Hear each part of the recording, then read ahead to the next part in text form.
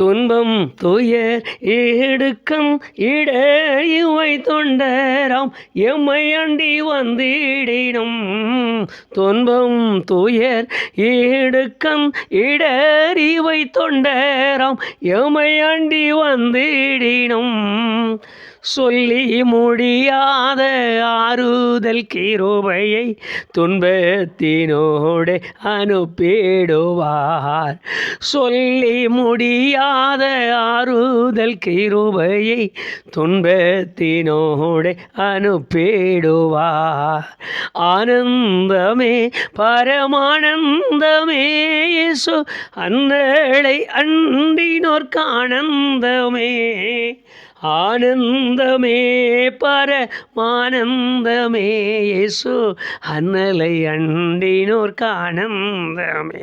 இயேசு அன்னலை அண்டினோர்க்கு ஆனந்தமே. இயேசு கிறிஸ்துவின் இணையற்ற நாமத்தினாலே என்றைக்கும் தேவனுடைய சமூகத்தில் சேர்வதற்கு கர்த்தர் நமக்கு கொடுத்த நல்ல கிருபைக்காக நான் ஆயிரம் கோடி துதிகளை செலுத்தி உங்களோடு சேர்ந்து கொஞ்ச நேரம் கர்த்தருடைய முகத்தை பார்க்க தேவன் நமக்கு கிருபை செய்வாராக. எபிரேயரின் புஸ்தகம் 10வது அதிகாரம் 35வது வசனத்தில் எழுதின அந்த வேத வசனத்தை நான் மறுபடியும் கர்த்தருடைய பிள்ளைகளுக்காக ஞாபகப்படுத்த விரும்புகிறேன். மிகுந்த பலனுக்கேதுவான உங்கள் தைரியத்தை விட்டுவிடாதீர்கள் என்று எழுதியிருக்கிறது. ஒரு நேர்த்தியான வேத வசனம். மிகுந்த பலனுக்கான உங்கள் தைரியம் என்று எழுதின அந்த வார்த்தையை கவனியுங்கள். ஒரு மனுஷனுடைய தைரியம், ஒரு மனுஷனுடைய அந்த பலவீனம் அற்ற நிலை, ஒரு மனுஷன் மனம் சோர்வில்லாத நிலை, ஒரு மனுஷன் அடிந்தோம் ஒழிந்தோம் இனி எழுந்திருக்க மாட்டோம் இனி இதோடு முடிந்தோம் என்று சொல்லுகிற ஒரு நிலையில், அப்படிப்பட்ட நிலையை நினைவு கூறாமல் தனக்கு சகாயர் ஒருவர் இருக்கிறார் என்கிற அந்த நம்பிக்கையோடு கூட தன் இருதயத்தை தைரியப்படுத்திக் கொள்ளுகிற ஒரு நிலைமை, தன் இருதயத்தை பலப்படுத்திக் கொள்ளுகிற ஒரு நிலை தைரியம். என்ன தைரியம் இருந்தால் நீ பேசுவ? என்ன தைரியம் இருந்தால் இவ்வளவு துணிச்சலாக போயிடுவேன்? என்ன தைரியம் இருந்தால் இப்படியெல்லாம் எடுப்பை? இப்படிப்பட்ட வார்த்தைகளை நாம் அநேக இடங்களில் கேட்டிருக்கிறோம். இந்த வார்த்தைகளை தேவன் தம்முடைய பிள்ளைகளிடத்திலே விரும்புகிறார். தேவன் தம்முடைய பிள்ளைகளிடத்திலே கேட்க விரும்புகிறார். தனக்கு நேரிடுகிற எல்லா உபத்திரவங்கள், தனக்கு நேரிடுகிற எல்லா போராட்டமான நிலை, தனக்கு நேரிடுகிற எல்லா சங்கடமான நிலை, தனக்கு நேரிடுகிற எல்லா விதமான வித்தியாசமான செயல்பாடுகளின் நடுவிலும் தேவன் தமது நாமத்தை பின்பற்றி வருகிற அல்லது தமது நாமத்தை கைக்கொண்டு கற்பனைகளை கைக்கொண்டு வருகிற பிள்ளைகளை பார்த்து அவர் சொல்லுகிற வார்த்தை, தைரியத்தை விட்டு விடாதீர். அந்த தைரியம் உனக்கு மிகுந்த பலனை கொடுக்கும். உன்னுடைய தைரியம் மட்டும்தான் அது. சொல்லுவார்கள் சாதாரணமாய் பேச்சு வழக்கில் ஒரு வார்த்தை உண்டு, கடன் உடனப்பட்டு உடம்பை தேர்த்து கடன்காரன் கடன் கேட்டால் எதிர்த்து நில் என்று சொல்லி. அப்படிப்பட்ட தைரியம் அல்ல இந்த தைரியம். வேத வசனத்தை நாம் வாசிக்கும் பொழுது 1 பேதுருவின் புஸ்தகத்தில் 1ஆம் அதிகாரம் 5வது வசனத்தை வாசித்து பாருங்கள். விசுவாசத்தோடு கூட தைரியத்தையும் கூட்டுங்கள் என்று எழுதியிருக்கிறது. விசுவாசத்தில் தைரியம், விசுவாசத்தினாலே தைரியம். இந்த காரியங்களை சற்று நாம் ஆராய வேண்டியதும், சற்று அவைகளை குறித்து உண்மையாக இது எப்படி கடைபிடிக்க முடியும் என்கிற ஒரு முழுமையான எண்ணமும் நமக்கு தேவை. இந்த தேவை நம்மிலே எவ்வளவு கிரியை செய்கிறதோ அவ்வளவாய் நாம் பலனை பார்க்கலாம். எழுதியிருக்கிற வார்த்தை, தைரியப்படு உனக்கு பலன் கிடைக்கும். அதனுடைய முடிவு, நான் எப்படி தைரியப்பட்டால் பலன் கிடைக்கும்? நான் விசுவாசத்தில் தைரியப்பட்டால் பலன் கிடைக்கும். நான் என்னுடைய வீட்டில் உள்ள பொருள்களை எல்லாம் கையில் எடுத்துக்கொண்டு ஆயுதங்களை எடுத்து இன்னொருவனை அடிப்பதற்கு, உதைப்பதற்கு, மிருகங்களை வெட்டுவதற்கு, கொள்ளுவதற்கும் அதற்காக நான் போரிடுகிறேன், செய்கிறேன் என்று சொல்வது பலனற்றதாம். இதில் பலன் விசுவாசத்தின் நிமித்தம் உண்டாகிற பலனாம். நான் விசுவாசத்தை கொண்டு தைரியமாக இருந்தால் எனக்கு பலன் உண்டாகும் என்று வேதத்தில் எழுதின அந்த வார்த்தையை நான் வாசிக்கலாம். அதோடு கூட எபேசியர் 3ஆம் அதிகாரம் 12ஆம் வசனத்தை வாசித்து பாருங்கள். அங்கு எழுதினது விசுவாசமே நமக்கு தைரியத்தை கொடுக்கும் என்று எழுதியிருக்கிறது. ஒரு தைரியம் பலனை கொடுக்கும். அந்த பலன் கொடுக்கிற தைரியம் விசுவாசம் கலந்ததாய் நிற்க வேண்டும். இந்த விசுவாசமே எனக்கு தைரியத்தை உண்டு பண்ணுகிறது. இன்னும் நாம் மறுபடியும் இன்னொரு முறை பார்ப்போம். எனக்குள் இருக்கிற விசுவாசம் தைரியத்தை உண்டு பண்ண வேண்டும். தைரியம் எனக்கு மிகுந்த பலனை கொடுக்கும். இப்போ இந்த 2 காரியங்களை நான் எப்படி கடைப்பிடிப்பது, எப்படி சேர்வது? கொஞ்ச காலத்திற்கு முன்பு எனக்கு தெரிந்த ஒரு அருமையான குடும்பம் ஒன்று உண்டு. கர்த்தருக்கு பயந்த ஒரு அருமையான குடும்பமானால் அந்த குடும்பத்தில் அந்த குடும்பத்தினுடைய தலைவி பிசாசினாலே பாதிக்கப்பட்டு மிகவும் நெருக்கப்பட்டு கொண்டிருந்த நேரம். பல முறை அவர் தூங்கும் பொழுது அவரை கொன்று விடுவதற்கு இந்த பெண் முயற்சி எடுத்த ஒரு சம்பவம் எங்களுக்கு தெரியும். ஒரு முறை பார்க்க வேண்டும் என்று ஆசைப்பட்டார், ஜெபிக்க வேண்டும் என்று ஆசைப்பட்டார். கொஞ்சம் தொலைவில் இருந்து என்னை பார்க்க வர வேண்டிய கட்டாயம். அவர் வரும்பொழுது அவரை வண்டியிலிருந்து பஸ்ஸிலிருந்து தள்ளி விடுவதற்கு முயற்சி எடுத்தது இந்த பொல்லாத ஆவி. முன்னால் இருந்தவர்கள் பிடித்து கொண்டு அவரை மறுபடியும் உள்ளே இழுத்து விட்டார்கள், படியில் இருந்தவரை. அவ்வளவு மோசமான ஒரு நிலையில் ஒவ்வொரு நாளும் போராடி கொண்டிருக்கிற நிலையில் அவர் வாழ்க்கை நடத்தியிருக்கிறார். அவர் வரும்பொழுது அவர் ஒவ்வொரு காரியங்களாய் அவர் சொல்லுவதை விட அந்த ஆவி சொன்னது ஒவ்வொன்றாய் எந்தெந்த நேரத்தில் இந்த மனுஷனை நான் இன்னது செய்ய வேண்டும் என்று இருந்தேன். ஆனால் அந்த காரியங்களுக்கெல்லாம் இந்த மனிதனிடத்தில் என்னால் நெருங்கி போக முடியவில்லை. அது ஏன் என்று தெரியவில்லை என்று பதறினது. அந்த மனிதன் சொன்னார், எப்படியா தைரியமாக ஒரு வீட்டுக்குள்ளே குடியிருந்திருக்கீங்க? இப்படிப்பட்ட கொடூரமான நிலையில் எப்படி நீங்கள் வாழ்ந்தீங்க? இந்த வார்த்தைகளை நான் கேட்கும் பொழுது அவர் சொன்னார், நீங்களே இந்த வார்த்தையை கேட்கலாமா? அவர் சொன்னது என்ன தெரியுமா? ஆண்டவர் என்னோடு இருக்காருங்க, நான் ஆண்டவருடைய பிள்ளை, நான் ஆண்டவருடைய பிள்ளை. தினமும் நான் எந்த தைரியத்தில் தான் தூங்குவேன், தினமும் அந்த தைரியத்தில் தான் படுத்திருப்பேன். ஆண்டவர் எனக்கு சகாயர் என்கிற அந்த எண்ணத்தில் தான் என் காலத்தை நான் கழித்தேன். அவர் சொன்ன அந்த வார்த்தை இன்றைக்கும் ஆச்சரியமான காரியமாய் நிற்கிறது. தைரியம், விசுவாசம் மாத்திரமல்ல ஒரு மனிதனுடைய, ஒரு விசுவாசியினுடைய வாழ்க்கையில். நான் விசுவாசிக்கிறேன், நான் தேவனை நம்பி இருக்கிறேன், அவர்தான் எனக்கு சொல்லும் பொழுதெல்லாம் சொல்லிக் கொள்வார்கள். ஆனால் இந்த படுக்கையில் இருக்கிற ரொம்ப மோசமான ஒரு நிலையில் இருக்கிற அல்லது மருத்துவம் பெற்றுக்கொள்ளுகிற அப்படிப்பட்ட நோயாளிகளை எல்லாம் கவனித்து பாருங்கள். பேசும்பொழுது விசுவாசத்தில் தைரியமாக பேசுவார்கள். ஆனால் வெளியே வரும்பொழுது அப்புறம் அவங்க தான் என்ன செய்வாங்க? நம்ம ஜெபிக்கலாம், அதுக்கு மேலே அவர் தான் என்ன செய்ய போகிறார்? அப்புறம் அவர் தலையில் எழுதின எழுத்து, அவனுடைய விதி எவ்வளவு, அவனுக்குன்னு ஒரு காலத்தை அவர் குறிச்சிருக்காருல்ல. சொல்லும் பொழுது பேசும் பொழுதும் வார்த்தையிலேயே என்னுடைய தைரியம் பலவீனமாய் மாறுகிறது. என்னுடைய தைரியத்தில் இருக்கிற விசுவாசம் மறைந்து விடுகிறது. இன்னும் சொன்னால் விசுவாசத்தோடு கலந்த தைரியமும் தைரியத்தோடு கலந்த விசுவாசமும் ஒரு மனிதனுடைய உள்ளத்திற்குள், ஒரு மனிதனுக்குள் நிலை கொண்டு இருக்குமானால் அந்த மனுஷனுடைய பாக்கியம் என்பது வித்தியாசமானது. 3 பேரும் தீயில் போடுவதற்காக நிற்கிறார்கள். நான் சுட்டி காட்டி கொண்டு போகிற ஒரு நிலையில் நீங்கள் அதை மனதிற்குள் கொண்டு வாருங்கள். எரிகிற நெருப்பை பார்த்துட்டோம். 1 மடங்கில் 7 மடங்கு எரிய வச்சுருக்கேன், பார்த்துருக்கியா? பார்த்துட்டோம். அதற்கு பதில் சொல்கிறார்கள். உங்களுக்கு பதில் சொல்ல வேண்டிய எனக்கு அவசியமே இல்லை, உங்களுக்கு சொல்ல வேண்டிய அவசியம் இல்லை. காரணம் என்னவென்றால் நான் விசுவாசித்திருக்கிறோம். எங்களுடைய விசுவாசம் ஜீவனுள்ள தேவன் மேல் இருக்கிறது. இந்த விசுவாசம் இந்த அக்னிக்கும் உம்முடைய கைக்கும் எங்களை தப்புவிக்க வல்லமை உள்ளது என்கிற தைரிய இருதயத்தை பாருங்கள். எரிகிற நெருப்பை கண்டு அவ்வளவு தைரியமாய் உள்ளே போகிறார். சிங்கக்குவிக்குள் போன அந்த கர்த்தருடைய மனுஷனை எண்ணி பாருங்கள். தைரியமாய் உள்ளே போகிறார். என்ன செய்யும்? கோலியாத்துக்கு முன்பு நின்ற தாவீதை பாருங்கள், தைரியமாய் உள்ளே போகிறார். விசுவாசம் மாத்திரமல்ல, நம்முடைய வாழ்க்கையில் பெரிய காரியங்களை செய்வதற்கு பலன் அதிகமாய் கொடுப்பது தைரியமாம்.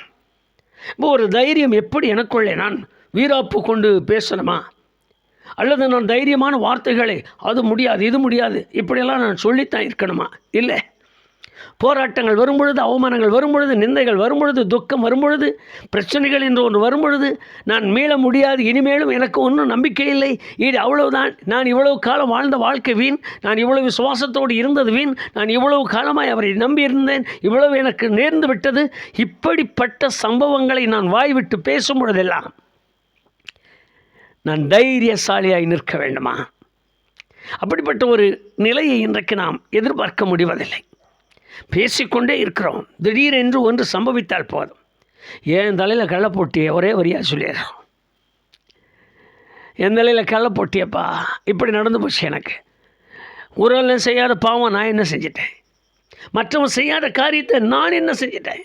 நான் எல்லாம் எவ்வளோ நாள் ஆலயத்துக்கு வர்றேன், எவ்வளோ நாள் செய்கிறேன், எனக்கே இப்படியெல்லாம் நடக்கணுமா? எனக்கே இப்படியெல்லாம் வரணுமா? எனக்கு தான் வரணுமா? மற்றவங்களுக்கு இது நேரக்கூடாதா? எனக்கு அருமையான கர்த்தருடைய பிள்ளையே, வாழ்க்கை என்பது தேவனோட கூட நடப்பதும், தேவனோட கூட நாம் ஜெபிப்பதும், தேவனுடைய சமூகத்தில் இருக்கிறது மாத்திரம் என்கிற ஒரு அனுபவங்கள் நமக்கு போதாது. நான் மிகுந்த பலனை பெற்றுக்கொள்ள வேண்டுமானால், தேவனிடத்திலிருந்து சகாயத்தை அனுபவிக்க வேண்டுமானால், தேவனிடத்திலிருந்து பெரிய பெரிய காரியங்களை நான் அனுபவத்திற்கு கொண்டு வர வேண்டுமானால், அல்லது தேவனுடைய சமூகத்திலிருந்து வித்தியாசமானவைகளை நான் பெற வேண்டுமானால், எனக்குள் ஒரு தைரியம், அந்த தைரியம், நீங்கள் எலியாவை பாருங்கள், அங்கு இருக்கிற அந்த தைரியம் மகா பெரிய தைரியம். மழை வராது என்று சொன்னார், நடந்தது. அரசன் தேடுகிறான் என்று சொன்னார், நான் அவனை பார்க்கிறேன் என்று போனார். அரசன் சொல்லுகிறான், இஸ்ரவேலை கலங்க பண்ணுகிறவன் நீதானா? தீர்க்கதரிசி சொல்லுகிறார், நான் அல்ல. தைரியமாய் பேசுகிறார். எத்தனை தைரியம் இருந்தால் அத்தனை வீரர்களுக்கு முன்பாக, அத்தனை குதிரை வீரர்களுக்கு முன்பாக ஒரு சாதாரணமான மனிதனாய் ஒத்தையாய் நின்று கொண்டு அவன் வாழ் வீசினால் போதும், இவருக்கு தலை இருக்காது. அவன் பேசினால் போதும், இவனை தூக்கி கொண்டே எலியாவை தூக்கி கொண்டே போய்விடுவார்கள். எங்கு இருக்கிறார் என்று தெரியாது. கைகால்களை தனித்தனியாக வெட்டி தனித்தனியாக ஆகாய்த்து பறவைகளுக்கு, மிருகங்களுக்கு போடு என்று சொன்னால் நிமிஷத்தில் செய்து விடுவார்கள். அப்படிப்பட்ட நிலையில் ஒரு அரசனை பார்த்து, இஸ்ரவேலை கலங்க பண்ணுகிறவன் நான் அல்ல, நீயும் உங்கள் அப்பா வீட்டம்தான். அந்த வார்த்தைகளை வாசித்து பாருங்கள். நீயும் உன் தகப்பன் வீட்டாரும் கலங்க பண்ணி கொண்டிருக்கிறீர்கள். காரணம், தன்னை இதுவரைக்கும் நடத்தின தேவன் மேல் வைத்திருக்கிற விசுவாசம் மட்டுமல்ல, விசுவாசத்தோடு தைரியமும் அவரோடு கூட நின்றது. என்ன செய்ய முடியும் உன்னால? என்ன செய்ய போகிற? இந்த ஜீவனுக்கு மேல் நீ என்ன நடத்த போகிற? எனக்கு இந்த ஜீவன் ஒன்றை தவிர வேறு என்ன உன்னிடத்தில் எடுத்துக்கொள்ள முடியும்? அப்படி ஒரு அனுபவம் நிறைந்த வாழ்க்கையை தீர்க்கதரிசிகள் வரைக்கும் வாழ்ந்தார்கள். நீங்கள் சுவிசேஷ புஸ்தகங்களில் வாசிப்பீர்களானால், சுவிசேஷ ஆண்டவராகிய இயேசு கிறிஸ்து உயிரோடு எழுந்து பரலோகத்திற்கு எடுத்துக்கொள்ளப்பட்ட பின்பு சீஷர்கள் அங்கும் இங்குமாய் ஓடி ஒளிந்ததை நாம் அறிவோம். நெருக்கப்பட்டதை அறிவோம். அவர்கள் உடைந்து போனதை அறிவோம். சிதறுண்டு போனதை அறிவோம். எங்கு இருக்கிறார்கள், யார் எங்கு இருக்கிறார்கள் என்று சொல்ல முடியாது. கூட நடந்தவன், மார்பிலை சார்ந்திருந்தவர், அவரோடு கூட முழுமையாய் சாகிறேன் என்று சொன்னவர் எங்கு போனார் என்ன என்று தெரியாது. ஆனால் காலம் கடந்தது. தேவனுடைய வல்லமை அவர்கள் மேல் இறங்கினது. அதற்கு பின்பு நடந்த சம்பவம் என்னவென்று பாருங்கள். எத்தனை ஆட்கள் நின்று கொண்டிருந்தாலும் தைரியங்கொண்டு சுவிசேஷத்தை பிரசங்கித்தார்களாம். இந்த தைரியம் இருந்ததால் அதிசயங்கள் நடந்தது, அற்புதங்கள் நடந்தது, பலத்த செய்கைகள் நடந்தது. இன்றைக்கு நின்றிருக்கிற எல்லா சூழ்நிலைகளையும் நாம் ஒப்பிட்டு பார்ப்போமானால், உண்மையாகவே பலன் கொடுக்கிற தைரியத்தை விட்டு விடுகிறோம். விசுவாசம் என்கிற ஒரு வார்த்தையை பேசி, விசுவாசம் என்கிற ஒரு வார்த்தையை மட்டும் நான் வாயில் பேசுகிறோம். இந்த விசுவாசத்தின் தைரியம் எங்கே என்று சொல்ல முடியவில்லை. தைரியமாய் செத்துப்போன மகனை தூக்கி கொண்டு தன் கட்டில் மேல் படுக்க வைத்தார். ஒரே ஒரு வார்த்தை, எனக்கு துக்கத்தை எனக்கு சோறு போட்ட தாய்க்கு துக்கத்தை வருவித்தேன். என்னை இவ்வளவு காலம் ஆதரித்த தாயின் வீட்டிலே ஒரு துக்கம் உண்டானது. பிள்ளையின் ஆத்மாவை திரும்பி வர பண்ணும். தைரியமாக சொல்லுகிறார், பிள்ளையின் ஆத்மாவை திரும்பி வர பண்ணும். ஆத்மா திரும்பி வந்தது, மகன் பிழைத்தான் என்று எழுதியிருக்கிறது. நீங்கள் வேத வசனம் வாசிக்கும் பொழுதும் இப்படிப்பட்ட ஒரு நிலையில் நம்மை வளர்த்து கொண்டால்தான் பலனை பெற முடியுமா? அப்போ என்னுடைய விசுவாசமும் விசுவாசத்தோடு இருக்கிற தைரியத்திலும் எனக்குரிய பலன் ஏராளமாய் தேவனுடைய சமூகத்தில் உண்டு. எல்லாவற்றிலும் எனக்கு பலன் உண்டு. அத்தனை பலன்களும் இன்றைக்கு மறைந்து மறைந்து நிற்க காரணமே விசுவாசம். பயம்தான் அதற்கு காரணம். தைரியம் இல்லாத ஒரு நிலைமை. என் அன்பான கர்த்தருடைய பிள்ளைகளே, மனம் பதறுகிறவர்களை பார்த்து என்று வேதம் சொன்ன வார்த்தைகளை கவனியுங்கள். அவர் பூமிக்கு இறங்கின உடனே முதல் சொன்ன வார்த்தை, பிறந்து விட்டார் என்று சொல்லும் பொழுதே அவருக்கு முன்பு சுவிசேஷம் பிரசங்கிக்கப்பட்ட சுவிசேஷமே, பயப்படாதிருங்கள். அதற்கு பின்பு ஒவ்வொரு வார்த்தைகளாய் வாசித்து கொண்டே வந்து பாருங்கள். சரி, நல்லது. ஏன் எப்படி இந்த தைரியம் வரும்? அப்போஸ்தலனாகிய பவுல் சொல்கிறார், கர்த்தர் எனக்கு துணை இருக்கிறார், எனக்கு அவர் சகாயர். இந்த வார்த்தையை நீங்கள் சொல்லி பாருங்கள் என்று சொல்லுகிறார். யார் எனக்கு என்ன செய்வான்? அவர் எனக்கு சகாயர், அவர் எனக்கு சகாயர், அவர் எனக்கு சகாயராக இருப்பதால் மனிதன் எனக்கு என்ன செய்வான் என்று எப்பொழுதும் தைரியமாய் நாம் சொல்லலாம் என்று சொல்கிறார். 13ஆம் அதிகாரம் 6வது வசனத்தில் பாருங்கள். கிறிஸ்து எனக்கு சகாயம் என்று நாம் சொல்லலாமே. நான் சொல்லும் பொழுதெல்லாம் அந்த சகாயத்தை என்னும் பொழுது எனக்கு வந்திருக்கிற பிரச்சனையை, என்னுடைய தொல்லைகள், எனக்கு வந்திருக்கிற நெருக்கமான சூழ்நிலைகளை நான் பார்க்கும் பொழுது தேவன் எனக்கு சகாயராக இருக்கிறார், தேவன் எனக்கு சகாயராக இருக்கிறார். நான் தைரியமாய் அவருடைய சமூகத்தில் சேர வேண்டும் என்று. ஆகவே தான் அப்போஸ்தலனாகிய பவுல் சொல்லும் பொழுது அந்த வார்த்தையை குறிப்பிட்டு சொன்னார். நீங்கள் அப்படியே வாசித்து பாருங்கள். எபிரேயர் புஸ்தகம் 13ஆம் அதிகாரத்திலும் எபேசியர் 3ஆம் அதிகாரத்திலும் நேர்த்தியான ஒரு வேத வசனத்தை நாம் வாசிக்கலாம். கிருபாசனத்தண்டையில் நாம் தைரியமாய் நெருங்கலாம் என்று சொன்னார். இந்த தைரியம் எதற்காக என்றால் பலனை பெற்றுக்கொள்வதற்காக. வேதம் சொல்லுகிற காரியம் கிருபை ஆசனம், அவர் அமர்ந்திருக்கிற இடம். நான் நிற்கும் பொழுதெல்லாம் எனக்காக புறப்படுகிற கிருபைகள், நமக்காக புறப்பட்டு வருகிற கிருபையின் மகிமைகள், நம்மை தினந்தோறும் சூழ்ந்து கொள்ளுகிற கிருபைகள், நம்மை தினந்தோறும் சூழ்ந்து கொள்ளுகிற ஆசீர்வாதங்கள், நம்மை தினந்தோறும் சூழ்ந்து கொள்ளுகிற அவருடைய அற்புத செயல்கள், நம்மை தினந்தோறும் சூழ்ந்து கொள்ளுகிற அவருடைய அதிசய காரியங்கள், நம்மை தினந்தோறும் சூழ்ந்து கொள்ளுகிற அவருடைய மகத்துவம் நிறைந்த செயல்கள், நம்மை நிறைந்து நம்மை சுற்றிலும் சூழ்ந்திருக்க இந்த கிருபாசனத்தாண்டியில் தைரியமாய் நெருங்க வேண்டும் என்று சொல்லுகிறார். நீங்கள் வேதத்தை வாசிக்கும் பொழுதெல்லாம் எதற்காக நான் தைரியப்பட்டு நெருங்க வேண்டுமா? அதனுடைய சரியான விளக்கம் என்ன? சிலர் ஜெபிக்க ஆரம்பிக்கும் பொழுதே நான் அழுகிற இந்த சத்தம் அடங்கவே அதையும் அப்படி இப்படி சொல்லி அழுது கொண்டே இருப்பார்கள். எப்பொழுது ஜெபம் பண்ணினாலும் அழுதுகிட்டே இருப்பாங்க. எப்போ ஜெபம் பண்ணினாலும் அந்த கண்ணீர் ஏராளமாய் வடிந்து கொண்டே இருக்கும். அந்த வாழ்க்கை எப்படி என்று முடியவில்லை, தைரியப்பட முடியவில்லை. கர்த்தருடைய சமூகத்தில் தைரியமாய் நில்லுங்கள், தைரியமாய் சொல்லுங்கள். ஏன் எனக்கு இந்த உபத்திரவம், ஏன் எனக்கு இந்த கஷ்டம்? ஆண்டவரே, இன்றைக்கு நான் இந்த உபத்திரவத்தில், இந்த உபாதையில் சிக்கி இருக்கிறேன். ஆனால் தைரியமாய் நான் எழுந்திருக்கிறேன், தைரியமாய் நிற்கிறேன், தைரியமாய் பேசுகிறேன். எனக்கு உம்முடைய கண்களில் கிருபை கிடைக்கட்டும்.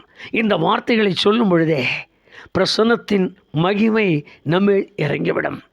எவ்வளவு கிருபைகள் இன்றைக்கு வரைக்கும் எல்லா இடங்களிலும் இருக்கிற சூழ்நிலைகளில் இன்றைக்கு வரைக்கும் அந்த கிருபைகள் நம்மை சூழ்ந்திருக்கிறதை நாம் வாசிக்கலாம். வேதத்தை வாசிக்கும் பொழுது அதில் உள்ள வாக்குத்தத்தங்களும் நாம் உரிமை பாராட்டுகிற அவசியம் நமக்கு உண்டு. 58வது சங்கீதம் 11வது வசனத்தை வாசிக்கும் பொழுது நீதிமான் விசுவாசத்தின் பலனை அடைவான் என்று எழுதியிருக்கிறது. அவன் விசுவாசத்தின் பலனை எப்படி அடைவான்?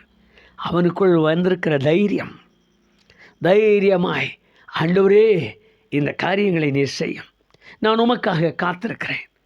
பக்கத்தில் இருக்கிறவன் சொல்லுவான், கொஞ்ச நேரத்துக்குள்ளே போயிருப்பா உயிர், சொல்ல முடியாது, கொஞ்ச நேரத்துக்குள்ளே எல்லாம் முடிஞ்சு போக போகுது, கொஞ்ச நேரத்துக்குள்ளே வந்தானா அப்படியே கதையை முடிச்சிருவான், கொஞ்ச நேரத்துக்குள்ளே எல்லாம் சாம்பலாக போகிறது, கொஞ்ச நேரத்திற்குள்ளாக எல்லாமே முடிந்துவிடும். அவன் சொல்லும் பொழுதெல்லாம் ஐயோ, எல்லாம் பதறி தலையில் அடித்து நெஞ்சில் அடித்து புலம்புகிற எத்தனை கர்த்தருடைய பிள்ளைகள் உண்டு. வேதம் இன்றைக்கு நமக்கு சொல்லுகிற ஒரு நல்ல வார்த்தை, தைரியமாயிரு. மிகுந்த பலன் கிடைக்குமா? மிகுந்த பலன் வேண்டுமானால் தைரியத்தை அதிகமாய் கூட்ட வேண்டுமா? வேதம் சொல்கிறது நீதிமொழிகள் 13ஆம் அதிகாரம் 13வது வசனத்தில், கற்பனையை கை கொள்ளுகிறவர்களுக்கு மிகுந்த பலன் உண்டு என்று. நான் கர்த்தருடைய வார்த்தைகளையும் கர்த்தருடைய கற்பனைகளையும் கை கொள்ளுகிறேன் என்கிற ஒரு நம்பிக்கை நமக்கு இருக்குமானால் தைரியம் இருக்குமானால் விசுவாசம் கூடுதலாய் கிரியை செய்யும். என் விசுவாசத்தோடு கூட ஒரு தைரியம் சேர்ந்து கொள்ளுமானால் எனக்கென்று வைக்கப்பட்டிருக்கிற ஒரு பலனையும் அது விட்டுவிடாது. காரணம், அவர் சொன்னார், என் நாமத்து நிமித்தம் எதையாகிலும் விட்டுவிட்டால் நாங்கள் எல்லாவற்றையும் விட்டு வந்தோம் என்றார்கள். அவர் அதற்கு என்ன பதில் சொன்னார்? நம்முடைய உள்ளத்திற்குள் அவைகளை கொண்டு வாருங்கள். அவர் நூறத்தனையான பலன் இங்கு கிடைக்கும் என்று சொன்னார். என்னுடைய விசுவாசத்திற்கு, கிரியைகளுக்கு, ஜெபத்திற்கு, நம்முடைய தேவைகளுக்கு 100 மடங்கு பலன் தேவனாலே உருவாக்கப்பட்டு வைக்கப்பட்டுள்ளது. இந்த உருவாக்கம் வைக்கப்பட்டிருக்கிற இந்த பலனை நான் 100 மடங்கும் அனுபவிக்க வேண்டுமானால் என்னுடைய தைரியம் அதிகமாக எனக்கு இருக்க வேண்டும். நான் தைரியத்தோடு கூட தேவ முகத்தை பார்க்கணும், தைரியத்தோடு கூட உபத்திரவத்தை சந்திக்கணும், தைரியத்தோடு கூட வேதனையை அனுபவிக்க தொடங்கணும், தைரியத்தோடு கூட எல்லா நெருக்கத்தையும் சந்திக்க வேண்டும், தைரியத்தோடு கூட எல்லாவற்றிலும் நான் முன்னுக்கு ஓடுகிறவனாய் நிற்க வேண்டும். இந்த ஓட்டம் எனக்கு மிகுந்த பலனை கொடுக்குமா? என்னை கேட்டுக்கொண்டிருக்கிற என் அன்பு சகோதர சகோதரிகளே, நம்முடைய விசுவாசத்தின் பலனை உறுதிப்படுத்தும்படியாக ஒவ்வொரு நாள் ஆண்டவருடைய சமூகத்தில் சொல்லுங்கள். நெருக்கப்படுகிறேன், உபத்திரவப்படுகிறேன், ஆண்டவரே நான் பலனற்று சோர்ந்திருக்கிறேன், என்னை தைரியப்படுத்துங்க, எனக்கு ஒரு தைரியத்தை கொடுங்க. விசுவாசம் எனக்குள் இருக்கிறது, நீ தேவன் குமாரன் என்று விசுவாசிக்கிறேன். நான் கிருபாசனத்தண்டையில் வந்து நெருங்கி கேட்கும் பொழுதெல்லாம் எனக்கு பதில் கொடுக்கிறேன் என்று விசுவாசிக்கிறேன். நீர் என் சத்தத்தை கேட்கிறீர் என்று விசுவாசிக்கிறேன். ஆனால் இந்த விசுவாசத்தோடு கூட கொஞ்சம் போராட்டம் கூடும் பொழுது நான் நம்பிக்கை இழந்தவளைப் போல, தைரியம் இல்லாத மனிதனைப் போல, ஒரு கோழையைப் போல புலம்புகிறேன், பலனற்றவனைப் போல கதறுகிறேன், யாரும் ஆதரவில்லாதவனைப் போல நான் வெளிப்படுகிறேன். இனி யார் என்னை தேற்றுவது, யார் என்னை நடத்துவது, யார் என்னை தாங்குவது, யார் என்னோடு இருப்பது? இந்த கேள்விதான் எனக்கு தலைக்கு மேல் ஓடிக்கொண்டே இருக்கிறது. நான் அனாதையாக போகிறேன், நான் தனிமையாக போகிறேன், யார் எனக்கு இதுதான் எனக்கு கேள்வியே. இனி இது நடக்குமா? இனி இப்படி ஆகுமா? இதுதான் என்னுடைய எண்ணமே. இனி அப்படி வேண்டாம்ப்பா, என்னை தைரியப்படுத்துங்க. நான் பலன் பெற வேண்டும். பரலோகத்தில் எனக்கென்று வைக்கப்பட்ட ஒவ்வொரு பொக்கிஷத்தின் பலனையும் நான் பெறத்தக்கதாக என்னை தைரியப்படுத்துங்க. அந்த தைரியத்தை எனக்குள் கொடுங்கன்னு சொல்லி நாம் ஒவ்வொருவருமே தனிப்பட்ட நேரங்களில் தேவ முகத்தை நோக்கி விண்ணப்பம் பண்ணுவோம். கர்த்தர் நம்முடைய சத்தத்தை கேட்பார், பலன் கொடுப்பார், நமக்கு மிகுந்த பலனை கொடுக்கத்தக்கதாக. உங்கள் விசுவாசத்தின் தைரியத்தை விட்டு விடாதீர்கள், மிகுந்த பலனுக்கு ஏதுவான தைரியத்தை விட்டு விடாதீர்கள். நாம் கண்களை மூடி கர்த்தருடைய முகத்தை நோக்கி பார்க்கலாம். நல்ல பிதாவே, நாங்கள் வாசித்த அந்த வேத வசனத்திற்காக உமக்கு நன்றி சொல்கிறோம். நாங்கள் வாசித்தோம் மிகுந்த பலனுக்கு ஏதுவான தைரியம் என்று சொல்லி. எங்கள் தைரியத்திற்கு பலன் கூடுதலாக இருக்கிறது என்று நாங்கள் வாசித்து விட்டோம். ஆனால் தைரியத்தோடு விசுவாசம் கூட வேண்டும் என்று எழுதியிருக்கிறது.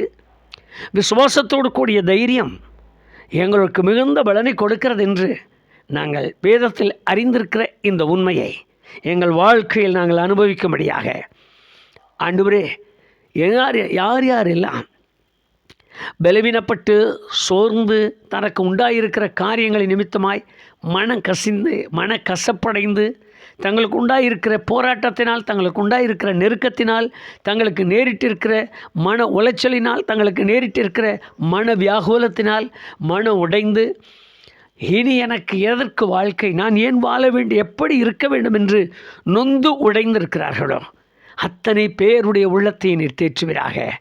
அத்தனை பேருக்கும் உடைய மகத்துவம் உள்ள கிருபை விளங்கத்தக்கதாக ஆண்டவரே அவர்கள் தைரியம் கொள்ளுகிற உள்ளத்தை தார். எத்தனை போராட்டம், என்ன வியாதி, என்ன சங்கடம் என்று யார் எப்படி சொல்லியிருந்தாலும் தங்கள் பலனை முற்றிலுமாய் பெற்றுக்கொள்ளத்தக்கதாக ஒரு தைரியம் அவர்கள் உள்ளத்தை ஆட்கொள்ளட்டும். விசுவாசத்தோடு கூடிய அந்த தைரியம் அவர்கள் இருதயத்தை ஆட்கொண்டு நடத்தி அவர்களை பலத்தால் இடைக்கட்டி கடைசி மட்டும் காத்துக்கொள்ள உம்முடைய மகத்துவமுள்ள கையிலே அர்ப்பணிக்கிறேன். உம்முடைய கிருபை அவர்களை சூழ்ந்து கொள்ளட்டும், உமது மகிமை மூடி மறைக்கட்டும். இயேசு கிறிஸ்துவின் இணையற்ற நாமத்தினாலே தாழ்மையாய் ஜெபிக்கிறேன் பிதாவே, ஆமென். மிகுந்த தைரியத்திற்கு ஏதுவான பலனை கொடுக்கும்படியாக காத்திருக்கிற ஆண்டவர் உங்களை விசுவாசத்திலும் விசுவாசத்தோடு கூட தைரியத்திலும் பூரண பலனை பெற்று அனுபவிக்க தகுதியுள்ளவர்களாய் மாற்றி ஆசீர்வதிப்பாராக. ஆமென்.